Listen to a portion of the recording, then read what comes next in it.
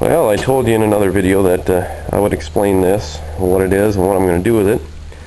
And what it is an old evaporative cooler, which is basically a cross between an air conditioner and a humidifier.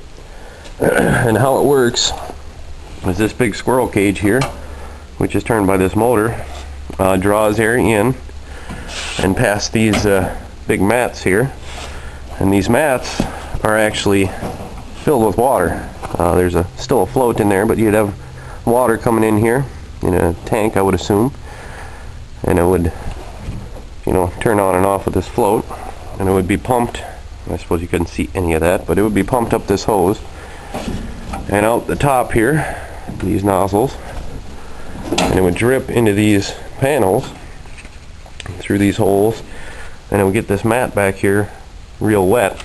And as the air is drawn through it, the water in this mat would evaporate and cool down the air, and also, since it's evaporating and putting moisture into the air, it would work as a humidifier.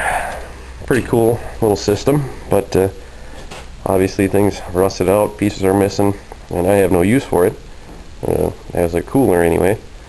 So what I'm going to do is I'm going to basically button up this back, solid, and then I'm going to take out these. I'm going to run copper. This is my plan. I want to run copper pipe, up and down here like a big radiator on both sides, and maybe out front here. And I'm going to heat the coolant so that when it comes past the copper radiator I'm going to build, we'll go in there and I'll get nice hot air out here. That's the plan anyway. And plan to heat the water with a wood stove. I suppose we'll go out back and I'll give you my idea for that. Well, now here is my master plan. I've already kind of started to dig it out, but I want to put a barrel stove back here. Basically, I want it surrounded by concrete, cinder blocks all the way around. I want to put the barrel stove inside and have copper wrapped around it, stood off maybe an inch or so, stood off the barrel, and then I want to fill it with sand and insulate the outside of the concrete with maybe foam board or something that won't rot, and then fill up dirt around the outside of it to keep it from keep the walls from moving, and also to sort of hold in the heat. If you go down so many feet, the temperature basically stays the same, so it can be 20 below outside and still be 40 underground. And basically the idea is I don't have to insulate as much when it's underground rather than having it out here in the open air. And I want to use the sand inside to basically hold the heat that the stove generates, and that'll hold heat for a real long time. So hopefully that'll work, and then I'll run pipes around the stove and then into the garage and have it all insulated, the pipes insulated to the garage, and then off to my little fan thing. That's my basic plan. Haven't worked out all the details yet, but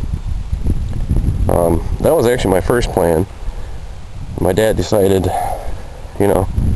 that we could have a stove last year and do it with wood. Well, that didn't really work.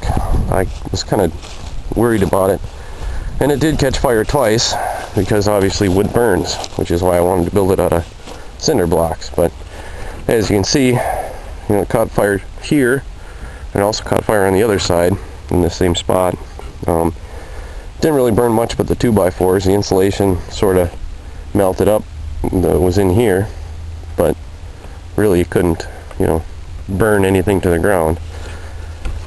Basically what happened is we used it for a long time, but it started to develop cracks, water got into it, and where these screw holes were, obviously the screws got really hot and started the wood to char, and then eventually it caught. So I kept an eye on it though when I was using it, because I was worried about exactly this happening. And I came out one day, it was on fire, so ripped the tent off, threw snow in it, put it out. And then we kind of makeshift put it back together, used it for maybe a couple more months, and then the other side started to burn out. So whatever, it worked for most of the winter actually, surprisingly. So we've ripped off the tin and actually used it on the deer shack. So I'll have to pull this down, pull the stove out of it, and get ready to build that other one probably next year. Don't have all the stuff now, but when I do, that's basically my plan. A few details need to be worked out, but I figured I'd dig the hole with the Bobcat so I can, well, play with the Bobcat. Well, I spent some time today starting to repair and repurpose this old swamp cooler here. I use the term repair very loosely. Basically the entire bottom of this thing rusted out, and I just basically grabbed some old tin and pop riveted it on there, bent it over the way it should be to kind of cover up the rust holes. I'll pull this panel out and show you.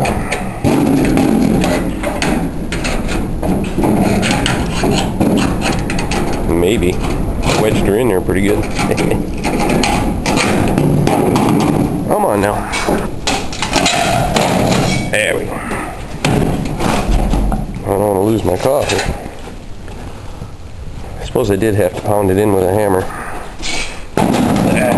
There we go. Okay, as you can see, this bottom of this is rusted out too. But this whole bottom piece was basically gone, and that tin is just there to cover the holes. Went ahead and I also pulled the mats from behind these screens here, these metal deals, yanked them out, and I also took out all the metal out of them. So now I should be ready to run coils in here when I get some copper tubing, and I might as well show you how it works. Go ahead and plug it in. Seems to work pretty good. Let's see here. There we go. It doesn't have a knob, but we turn that. I think that's high speed right there. There's low speed.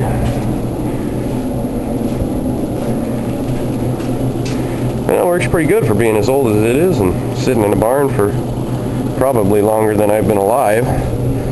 Even on low speed it pushes a lot of air. Kick it up a notch. Still a bunch of crap in it, but that's alright, no big deal.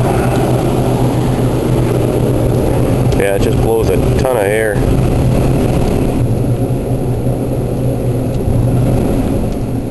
And turn it off there.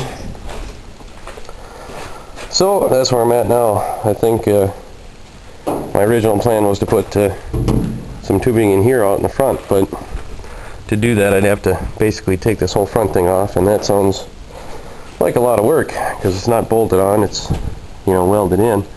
So I think maybe I'll just use all three of these panels rather than close off the back and run three basically big copper radiators here, and hopefully that'll draw out enough heat and heat the air and should be good to go.